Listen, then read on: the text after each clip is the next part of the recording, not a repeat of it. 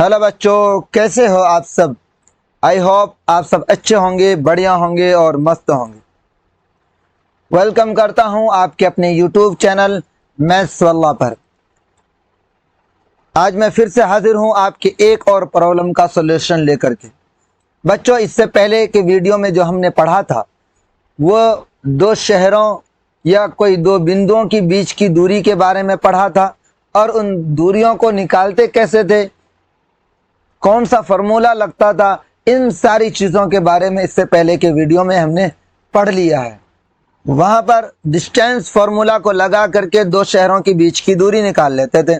जैसे दो दूरी है, दो शहर है, एक शहर है ए, एक शहर है ए, दूसरा शहर है बी।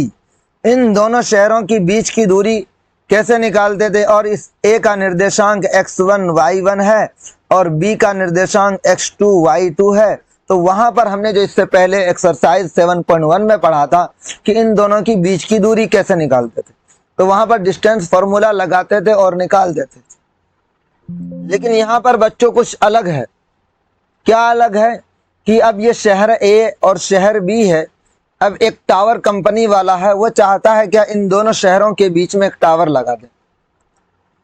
टावर लगाएं, लेकिन इस बात का ध्यान रखना चाह रहा है कि शहर ए में पॉपुलेशन ज़्यादा है, जनसंख्या या आबादी ज़्यादा है, किसमें, शहर ए में, और बी में पॉपुलेशन की संख्या कम है। इसलिए वो चाहता है कि जहाँ पर वो टावर को लगाए उस टावर ए से जितनी दूरी होगी, इस पॉइंट का नाम रख देता हूं मैं पी, तो टावर पी पॉइंट पर लगा रहा है तो ए पी की जितनी दूरी होगी उससे दो गुनी दूरी होगी बी पी की। तो उस पॉइंट का नाम, उसका निर्देशांक बताइए, वो निर्देशांक क्या होगा। क्या बच्चों कि ए और बी के बीच में किसी भी जगह पर एक टावर लगाना चाह रहा है, लेकिन टावर इस जगह लगाना चाह रहा है कि ए से उस टावर, शहर ए से जितने शहर की दूरी होगी, टावर की दूरी होगी, उससे दो गुनी दूरी होगी बी शहर से। यानी कि अगर ये 1 किलोमीटर है तो ये कितना हो जाएगा, 2 किलोमीटर। इस तरीके से हम अनुपात में कह सकते हैं कि अनुपात 1 और 2। क्या कहेंगे बच्चों, अनुपात 1 और 2। और पहले वाले अनुपात को m1 कहते हैं, दूसरे वाले अनुपात को m2 कहते हैं। इसी तरीके से बच्चों दो बिंदु है, एक यहाँ पर है P है और एक यहाँ पर R है। मैं बोल दूं कि एक कोई सामान रखा हुआ है इस दोनों दूरी के बीच में, कहीं पर भी जिस जगह सामान रखा हुआ है, तो R से जितनी दूरी है उसकी दो गुनी दूरी है P से। या फिर कोई भी दो लड़का खड़ा है, कुछ भी, यहाँ पर एक लड़का है P, एक लड़का है R, बीच में उस लाइन में कहीं पर एक लड़का और है जिसका नाम रख देता हूं मैं Q। अब कह रहा है कि Q जो है R से जितनी दूरी पर है उससे दो गुनी दूरी पर P से है। इसका मतलब यहाँ पर इसका अनुपात हो गया 2, इसका अनुपात हो गया 1। इसका मतलब m1 बराबर हो गया 2 और m2 बराबर हो गया 1। अनुपात में लिखा जाता है।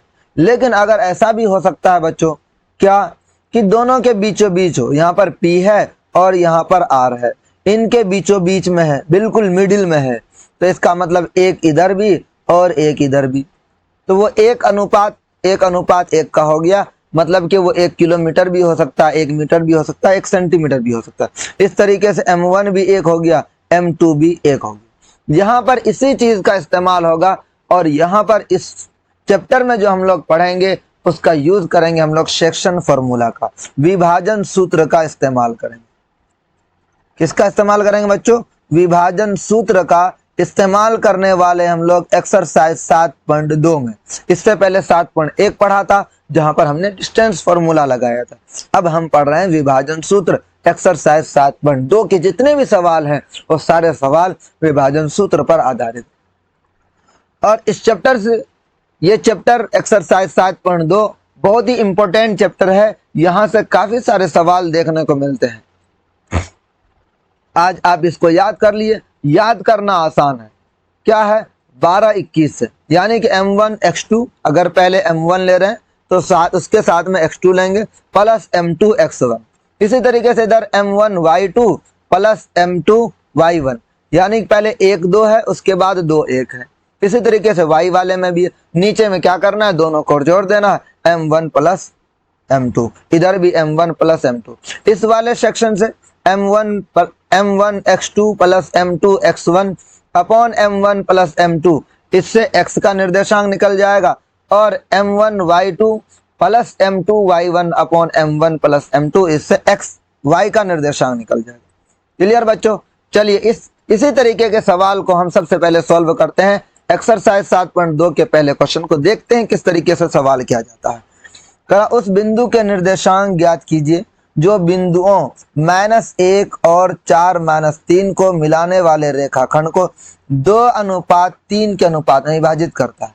यानी कि एक लाइन है बच्चों इस तरीके से, और इसका निर्देशांक, यहाँ पर बिंदु का नाम रख देता हूं P और इसका नाम रख दिया R, और इसका P का निर्देशांक है -1 7 और R का निर्देशांक है 4 -3। कह रहा है क्या इन दोनों बिंदुओं को P और R को क्या कर रहा है, कोई एक लाइन विभाजित कर रही है, और इस तरीके से विभाजित कर रही है कि एक साइड में 3 जा रहा है और एक साइड में 2, यानी कि P से जो उसकी दूरी है 2 और R से जो उसकी दूरी है 3। यहाँ पर कोई पॉइंट है जिसका नाम रख देते हैं Q, यानी कि X और Y है कोई, Q का निर्देशांक क्या हो जाएगा, X और Y। तो यहाँ पर ये M1 अनुपात M2 में विभाजित कर रहा है, यानी कि 2:3 में। तो कह रहा कि जो बिंदु या जो रेखा क्या कर रहा है, इसको 2:3 में विभाजित कर रहा है, उसके निर्देशांक क्या है, अर्थात Q का निर्देशांक क्या है, X Y क्या है। मान लीजिए, यानी माना कि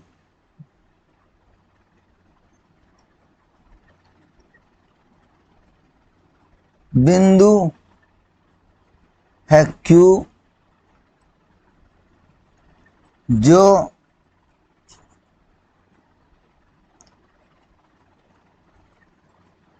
बिंदुओं -1 7 और 4 -3 को 2:3 में विभाजित करता है। और यहाँ पर M1 अनुपात M2 बराबर है 2:3। तो विभाजन सूत्र से आप लगा दीजिए बच्चों, यहाँ पर विभाजन सूत्र से, विभाजन सूत्र क्या है, एक्स वाई निकालना है। विभाजन सूत्र होगा M1 प्लस M2, थोड़ा सा इसको सही कर लीजिए बच्चों, M1 x2 plus M2 x1 upon M1 plus M2, और इधर x निकालने के लिए हो गया। अब y निर्देशांक निकालने के लिए इसी तरीके से M1 y2 plus M2 y1 upon M1 plus M2, इन सभी का मान रख दीजिए उठा करके तो निकल जाएगा। तो M1 कितना है बच्चों, M1 2 है और M2 कितना है 3 है। अब x2 कितना है, x2 4 है, x1 -7 है। y1 कितना है, y2 कितना है -3, y1 है 7। क्लियर बच्चों, उठा करके रख देते हैं फॉर्मूला में और निकल जाएगा। बराबर M1 कितना है 2 गुना x2 कितना है 4 प्लस M2 कितना है 3 गुना x1 कितना है, x1 हो गया 7, x1 -1, x2 है 4, x1 है -1, तो यहाँ पर रखेंगे उठा करके -1, और नीचे में M1 M2 है तो 2 प्लस 3। उसी तरीके से इधर 2 गुना y2 कितना है, y2 है -3, y1 है 7, -3 प्लस 3 गुना 7 बटे m1 प्लस m2। तो m1 कितना है बच्चों, m1 है 2 और m2 है 3, तो 2 प्लस 3। इस तरीके से ये हो गया 4 दूनी 8 और 3 गुना -1 तो माइनस का 3 और नीचे में 2 प्लस 3 ये हो गया 5। इधर है -3 गुना 2 तो कितना हो जाएगा, माइनस का 6 और प्लस 7 तिया 21 बटे 5। ये हो गया 8 में से 3 गया बचा 5 बटे 5 और इधर है 21 में से -6 यानी कि 6 गया तो ये हो गया 15 बटे 5। काटेंगे बच्चों, 5 एकम 5 और ये 5 तिया 15। इस तरीके से वो निर्देशांक क्या है, 1 और 3 है। 1 3 है जिससे जो क्या करता है बच्चों, इनको 2:3 में विभाजित करता है।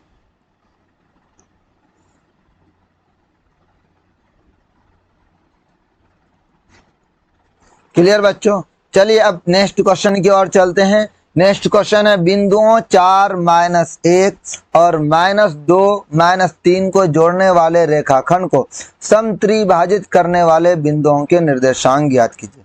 समत्रिभाजित करने वाला बच्चों,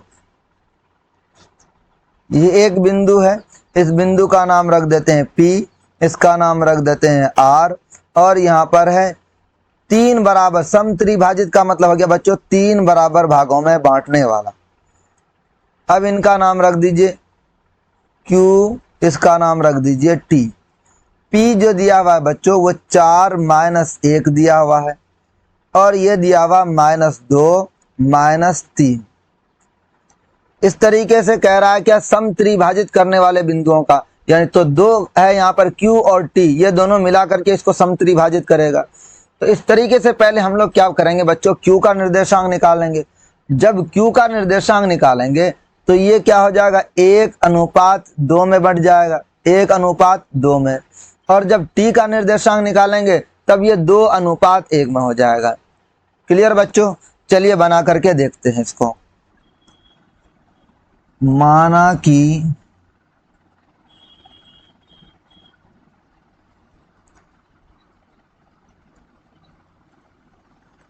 समत्रिभाजित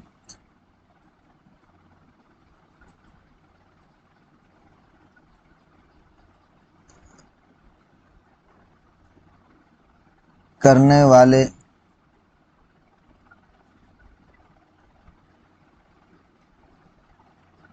बिंदु है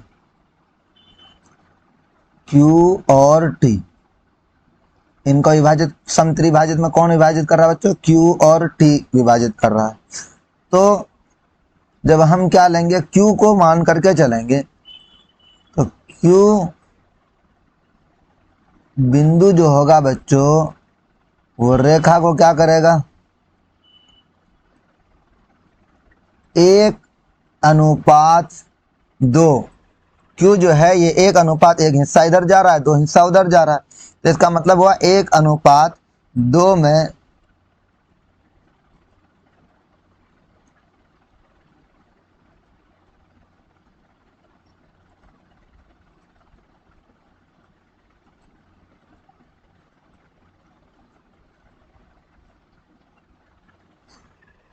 क्या करेगा, 1:2 में विभाजित करेगा। तो x का निर्देशांक क्या हो जाएगा,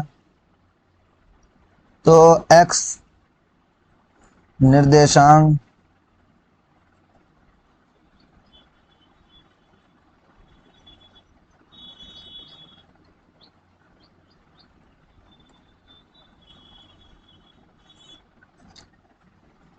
सॉरी बच्चों Q का निर्देशांक, तो Q का निर्देशांक होगा, Q का निर्देशांक निकालने के लिए क्या करेंगे कि Q बराबर होगा m1 x2 plus m2 x1 upon m1 plus m2। इसी तरीके से इधर m1 y2 plus m2 y1 upon m1 plus m2। इनका मान रख दीजिए बच्चों उठा करके। m1 कितना हो जाएगा 1, x2 कितना होगा इधर -2 प्लस m2 कितना होगा 2 और गुना x1 होगा 4। नीचे में हो जाएगा m1 प्लस m2 यानी कि 1 प्लस 2। इधर हो गया 1 गुना y2 कितना है -3 और प्लस m2 कितना 2 गुना y1 है -1 और नीचे में हो गया m1 प्लस m2। ये हो गया -2 गुना 1 -2 और 4 दूनी 8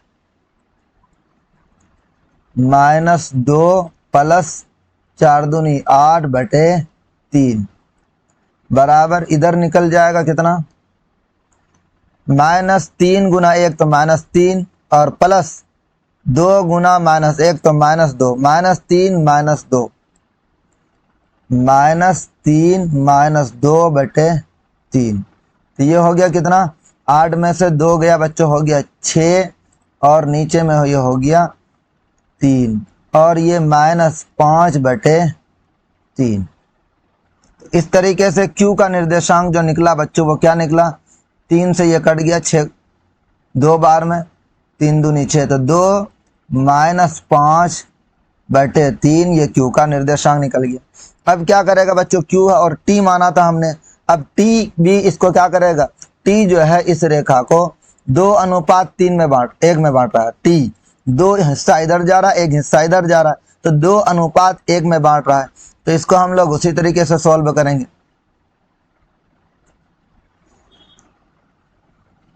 और T रेखा को 2:1 में विभाजित करता है।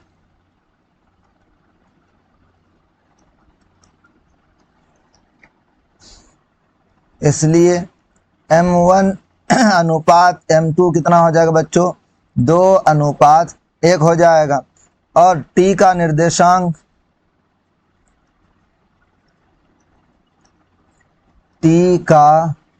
निर्देशांक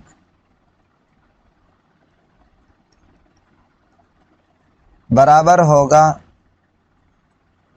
m1 x2 plus m2 x1 upon m1 plus m2 और y निकालने के लिए m1 y2 plus m2 y1 upon m1 plus m2 उठा करके रख दीजिए बच्चों। तो m1 कितना है 2 गुना x2 कितना है x2 कितना हो जाएगा -2 और x1 है 4 तो -2 और प्लस 1 गुना 4 और नीचे में हो गया ये 2 प्लस 1। इसी तरीके से इधर हो गया 2 गुना y2 कितना है बच्चों y2 है -3 और y1 है -1 -3 गुना m1 1 गुना -1 और नीचे में हो गया ये 2 प्लस 1। इस तरीके से ये हो गया -2 गुना 2 -4 और ये 4 एकम 4 नीचे में हो जाएगा 3 बराबर माइनस ये 2 दूनी 4 -4 बटे 3। यह -2 गुना 2 तो माइनस का 4 और ये 4 एकम 4 तो ये वाला हो गया माइनस का और ये हो गया प्लस का। इसी तरीके से y में का क्या हो जाएगा -3 गुना 2 तो माइनस का 6 और -1 गुना 1 तो माइनस का 1 तो -6 और -1 हो गया इसका -6 -1 बटे 3। इस तरीके से ये हो गया 0 बटे 3 और ये हो गया -7 बटे 3। इसका मतलब 0 और -7 बटे 3 किसका निर्देशांक हो गया T का। अतः T निर्देशांक